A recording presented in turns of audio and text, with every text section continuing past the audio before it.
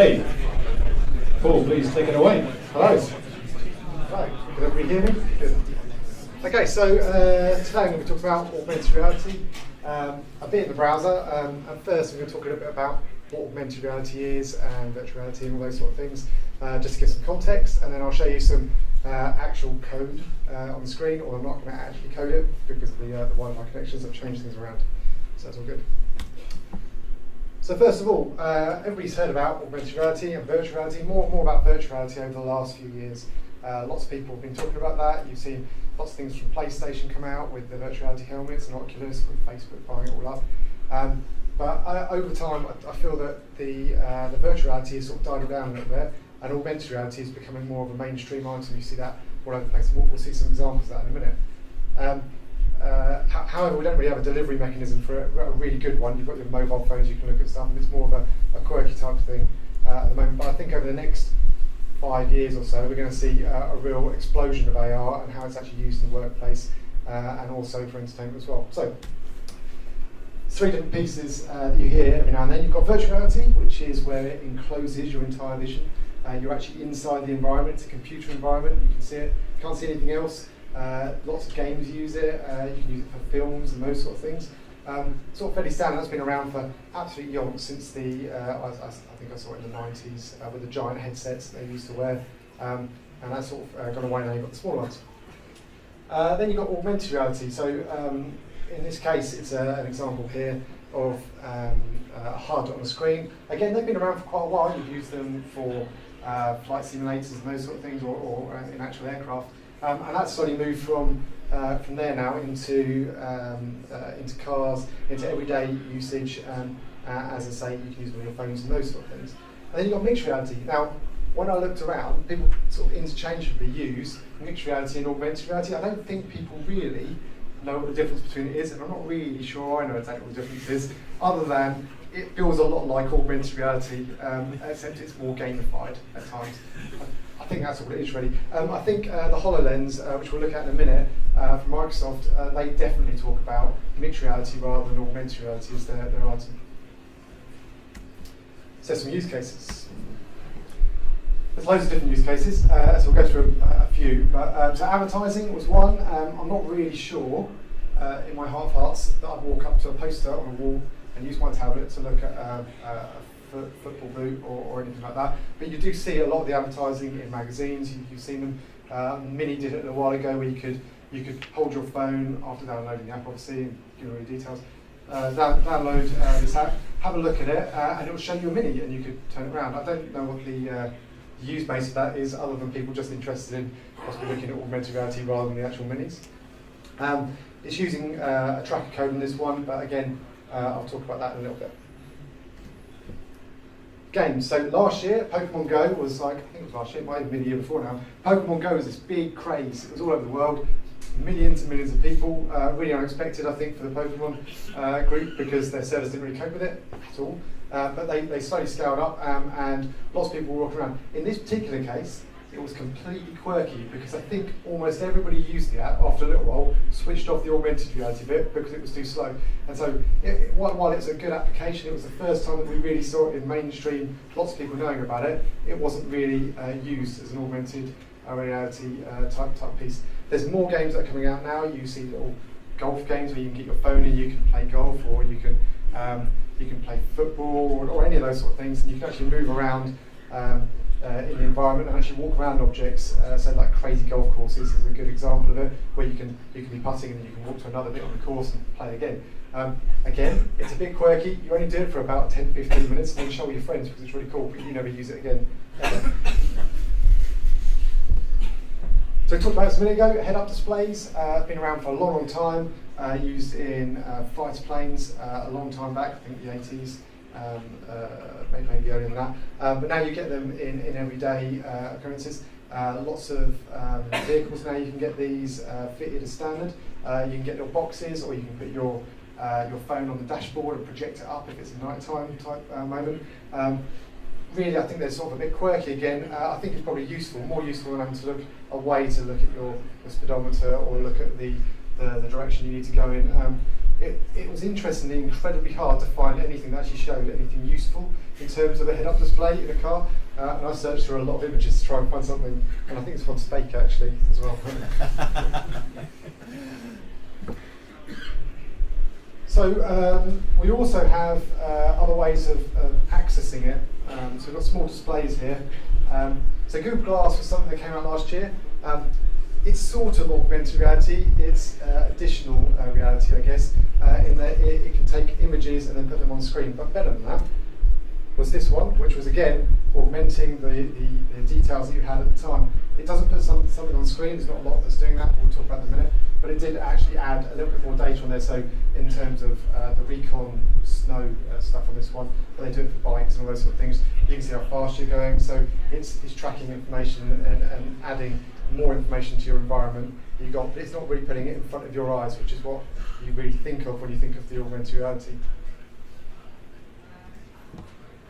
They've got education. So I'm wearing my t-shirt today. My other half bought me one a little while ago. She actually bought me, it's for my birthday. Only she bought one for 3 to 6 months old, so I was very excited when I saw the box. I took it out and it was this big. So we ended up getting another one that's a bit bigger. But you can see here that it's a crowd-funded initiative, this one. And you can see here that they've got the shape, the marker, and when you point your iPad, tablet, phone, whatever you want at it with the app again, you can actually see into the person's body, and you can dive around. You can see, pull back everything, and you can see the heart, and you can see it pumping stuff around. So if anyone wants to look inside me later, it's actually a really good application in terms of actually how it works, and has been used in lots of schools. It was a really big success story. I know lots of biology departments went out and bought loads of them so they could actually describe stuff. And so I think it's like a really good introduction to the schooling sort of scenario for the future. And then we've got all this technology, the whole of the world's out there, and we've got things in our pockets that could theoretically fly us to the moon and back, much more powerful. And we've used all that technology to put caps on people's faces, like this, particularly happy about that. And you can see that's a big use on Instagram, on Facebook Messenger, and things like that. Really big in sort of teen markets. Again, I'm not sure I'm overly impressed with it, although my niece always wants to see the cat whenever I phone her up. So there's been loads of exposure over the last little while. It's getting bigger and bigger. Google and Apple have been pushing it very hard. Last year, maybe again the year before, Apple announced ARKit, and it's a very powerful and more importantly accurate, and we'll come back to that in one sec, but very powerful engine that allows you to build AR experiences directly onto iOS. The reason the accuracy is important, for a long time you've been using, or if you've tried using AR and building for it, you can have your marker, you look at it with your phone or your device or whatever, and you move around it, and then slowly the object will move back to where it was, because everything wasn't powerful enough, or it couldn't actually pick up the location of things very quickly. The AR kit's completely different from that. It's very accurate, and it builds things very well. So I've got a little video. Well, I thought I had a little video. Let me just try refreshing that.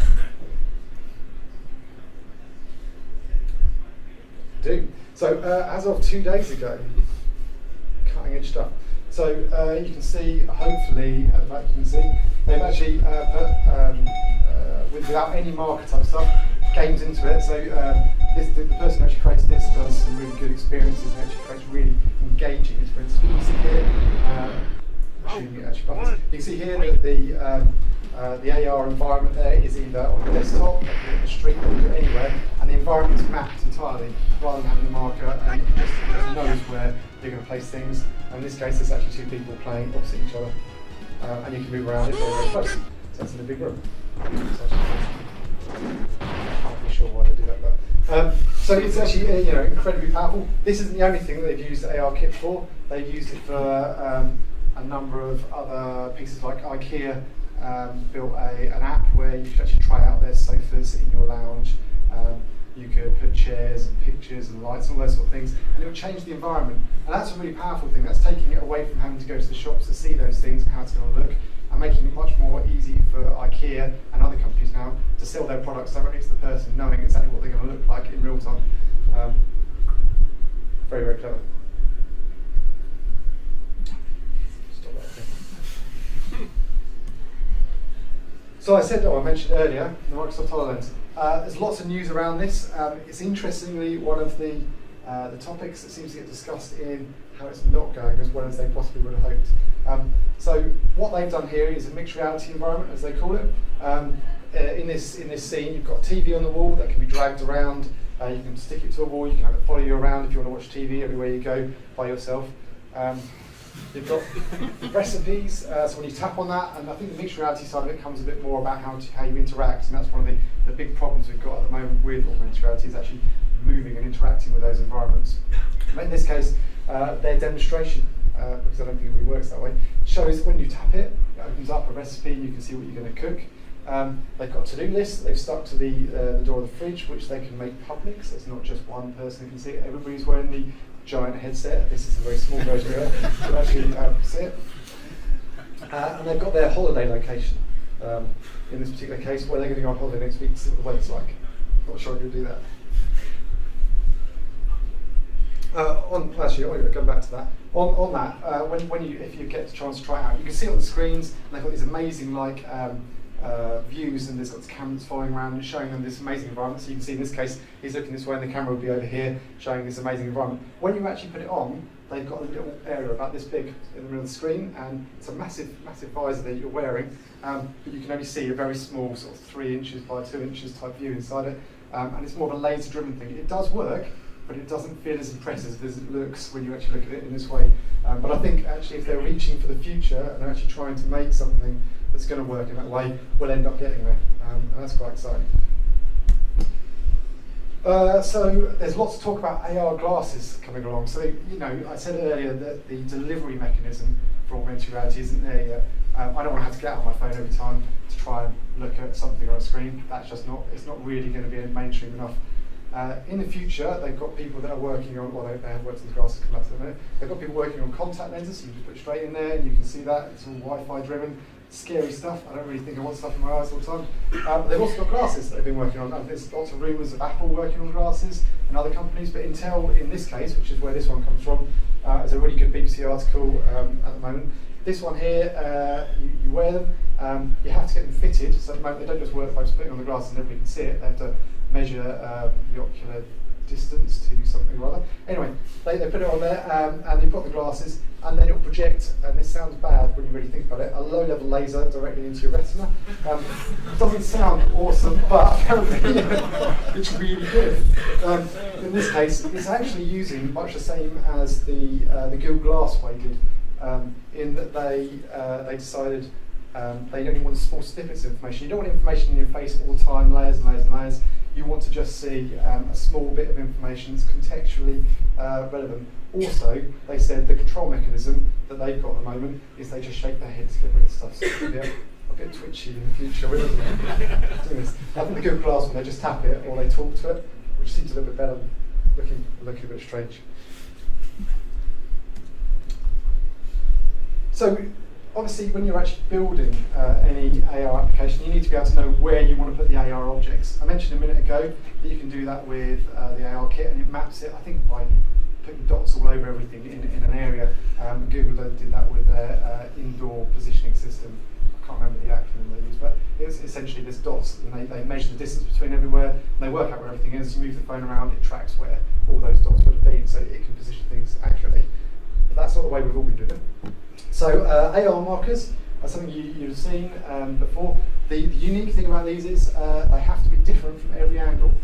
That's not strictly true, but if you want an object that can be looked at in different ways from different angles, you need to make sure it happens that way. So you can see this one here looks different if you look at it from the top, bottom, the left, or the right. It creates a different look of an image, and we'll see one of those in a minute when I demonstrate how that actually fits together. They can be images as well. They don't have to be these weird sort of barcode looking things. You can have them pretty much any type of image you want, as long as the pattern recognition has been built to actually process that. Got face tracking. So we mentioned this earlier. This is actually using one of the browser pieces that we're going to be looking at in a minute. Obviously, we've got face tracking in lots of imagery and things out there at the moment. This is fast enough for the real-time stuff in the browser to actually be able to move around. And it even tracks your eyebrows. I spent quite a lot of time moving my eyebrows up and down just to see if that was really actually true or not. Geo tracking. So we saw quite a while ago geo tracking type apps and augmented reality come along, even in the very early stages of the iPhone side of it. So you hold up your iPhone, you say I want to go and find an ATM, for instance. You hold up, there's an ATM 3 miles in that direction, maybe I'll go and try and find that, or maybe I won't bother. But in this case, I think it's probably something that is going to be there. I think this demonstrates what I've always thought of as the layering system. You'll be able to switch on layers that you'll be able to contextually see in your vision at any given point, and be able to add things and remove things from your view. And I think this is actually probably quite a good example. There's been some apps built for a health agency for the UK, where they actually did health ratings. So when you walked outside pubs or restaurants, it would actually tell you whether they had 5-star health ratings or not, to try and improve people's perception of that. They've got object tracking. Now it's incredibly hard to find an image where there's some sort of object tracking on the internet. I don't know why, but in augmented reality. So this teacup or mug has got a teapot positioned on top of it because it's being tracked. Again, because it's different from every side, as you walk around it, it would show from different angles. I think you'll see that more in the future. What you really want is you don't want to have a marker in a position. You don't want to have to know you're in a particular location. You want to walk into a building, say in here, be able to look up and know where the toilets are or know where everything is and be able to just see those things. And that's why object tracking in buildings, I think there's quite a lot of work to go into that side of it, and it sort of combines all the other pieces. What I'm really trying to say is you can track everything, and everything can be used as a marker inside your vision. I think you need to move all those things together to really actually create a compelling experience in terms of AR. You need to have the geolocation and the markers and the object tracking to really actually get anything working. So said this is going to be a browser type thing, so I'll show you a very, very short bit of video. So there's a team that have been working on something called AR.js. There's lots of different AR type packages out there, I should point out. This one's very cool. They've been going for, this is actually a 3-year-old video, so 3-year-old phones. It fully works, it's 60 frames per second. You can see the marker there running, you can see it running on a phone, let alone in your browser normally. It's incredibly responsive, and there's a really good community out there that's still working on this, day in, day out. There's hundreds of messages that go through it, so don't sign up for their repo because you'll just get bombarded. But it's very, very cool to see that people are really, really enthusiastic about it. And the guy who's actually building it on Twitter is constantly replying to people, building new features, trying things out, and posting up demos. It's really, really awesome. I've done it again. So we're going to do a little bit of code stuff, so I'm going to show you some code pieces. It's really not that in-depth, so if you're not a coder, you should be able to follow along. It's about 150 lines of code, but it's going to be broken down very, very quickly. So what do you need to really do this? So you need a webcam or some sort of device that captures images, be that your phone, a pair of glasses in the future, or whatever. You need an AR marker for this basic example, because to make it really quick and easy to actually show you how it all works, I'll use that. But again, you can use any of the other methods that I've talked about already with AR.js. 3.js, so in the environment that we've got, so 3.js is a 3D language for the web, and so you need something to actually place on the screen when you're doing. I'm using 3.js because it creates an object, a 3D object that you can use. You could use other stuff that just sits on top of it, like drawing type mechanisms, but this is quite easy. And AR.js has got specific libraries built into it now, which is cool. And then AR.js in this particular case. So here we go. I don't think you can read that at the back, so I'm going to describe a little bit about what it actually says. This is just really basic header stuff for an HTML file. It's just showing the viewport type pieces, just because you don't really want people scaling it differently when you're in the environment. You've got the 3.js library being included and the AR.js library being included. You need to create a 3.js renderer, so you need some way of actually rendering details out of the page, both the video and also the items on top of that. This is just talking about the basic setup of the render in this case, setting the colour and the sizes, positioning the DOM element within the actual page, and then appending it to it. there is actually a little bit more to this, where scaling actually scales you to the maximum size of the screen as well. It'll show up with a very small window at the top left. You have to add the 3JS scene and camera. So the top bit there is just a really basic scene. You don't need anything really extra in that at the moment. And a basic camera. The camera that you're going to view, so it sounds a bit silly because you've got your camera that you're actually playing with, you can view it from this direction. You can actually, in 3.js, have multiple cameras that go in different directions. You can split those cameras into multiple views, so if you wanted to have sort of more 360 type environment stuff, so you get different views for each of your eyes, you could do that without a problem as well, to create really, really 3D objects, not just inside the scene. And again, that's all built fairly easily with 3.js. It's a really easy code mechanism.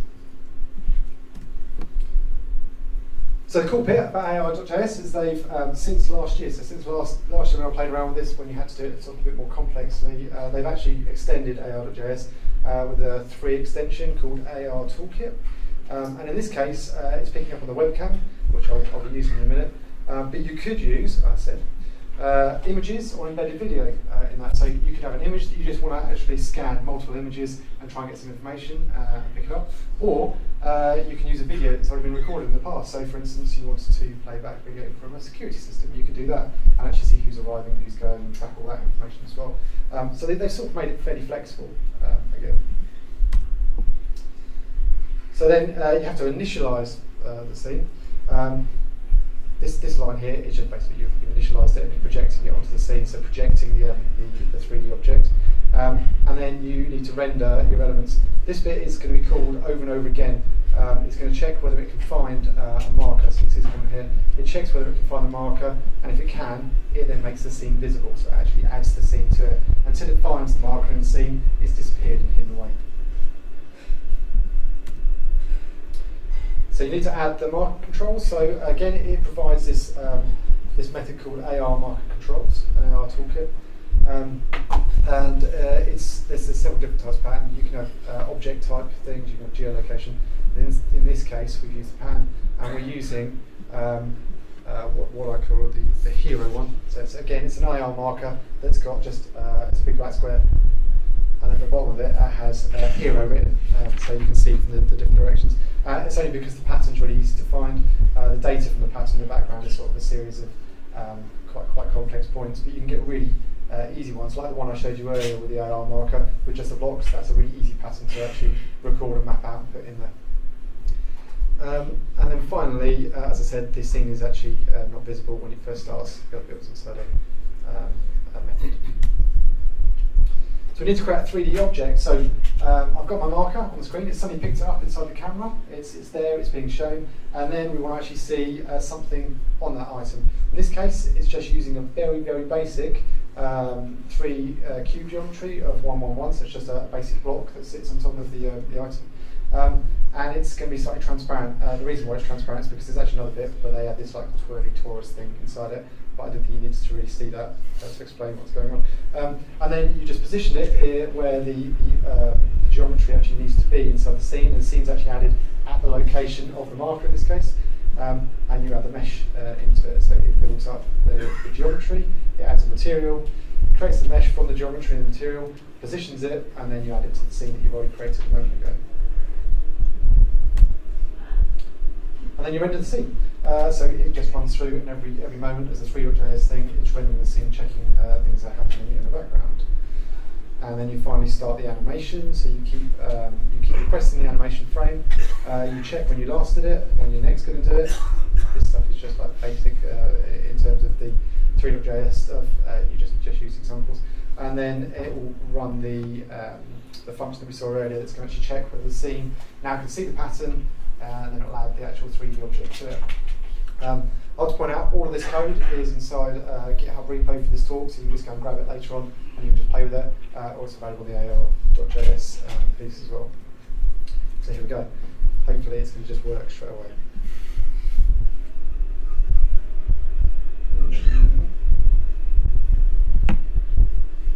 Aha. Yeah, there we go. Right, so here we go. So I said my hero piece earlier, so hopefully it's just going to pick it up. So there we are. So there you go. So you can see now real time. So you can see it's actually picking up the object from the browser, from the piece there, and going on. I don't know whether it's trying to do it in the background as well or not, but I don't think it is. Oh, it is. Okay, so it's quite cool, really easy, and as I say, that's 150 lines of code, and that includes a lot of comments. So it's not like it's really complex code. So there's tons of other examples again. The 3.js examples here you can use. They've also hooked into A-Frame, which is a VR type library that's out there as well. AR frames are actually very cool, although I found it's actually a little bit slower to run than the 3.js. I don't know whether that's because it's optimized in a different way, but it doesn't run in quite the same way. And so you can see an absolute list, or maybe you can't see at the back actually, but there are loads of things here. They've got the somewhat famous hole in the wall example, which weirdly isn't connected on this at the moment, but essentially you're in an AR environment, you look at your phone or your tablet, and in front of you is a zone, and it looks like it's a doorway in reality to you. You walk through the doorway, and you turn around, and then you're inside the environment, and there's a doorway back up to the reality that you were in a moment ago. It's very cool again from a game point of view. They can do refraction, you can do holographic type video calls, so you can actually see the person, you can walk around. Again, it's quite hard to actually map that person and actually make it work, so I don't know how that's going to quite pan out. But it's very, very cool to see this stuff coming fairly quickly as it's going along. And that is my questions moment. Thank you. Quick round of applause.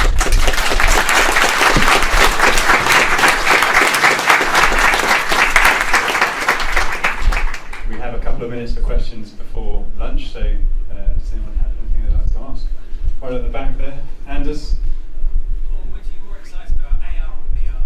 So the question is, am I more excited about AR or VR? I'm actually more excited about AR, but mainly because I've got lots of VR stuff and I play with it, and I don't think it's as cool as I thought it was going to be. So I think the AR is actually the future. I think that's what we're all, in 5 years' time, 10 years max, we're all going to be using AR every single day in our lives. There's going to be some way, whether it's we're going to be wearing glasses, using our phones, screens are going to change. It's going to be, I think it's going to be, in my opinion, a change like the smartphone, the iPhone arriving.